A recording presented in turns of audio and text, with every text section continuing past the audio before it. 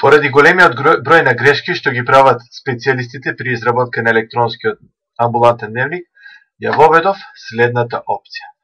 Во долниот дел, каде што се менуваат податоците за конкретен третман,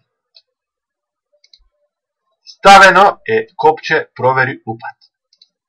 Со притискање на ова копче, автоматски проверува дали упатот што е запишан овде постои кај кој пациент е и она што е многу битно, која му е диагнозата со кој тој упат е дојден. Ова е главната диагноза, плюс дали вистински постои, и мислам дека оваа опција ќе ви заврши многу работа. Системот автоматски пребарува 5 месеци уназад со можност за избор уште 2, така да доколку овде постои стварно упатот, тогаш ќе извршувате операцијата, тоест услугата. Доколку не, пробајте да го пронајдете вистинскиот број на упат или откажете ја операцијата, тоест услугата на пациентот, бидејќи фондот нема да ви префрли пари за непостоечки упат.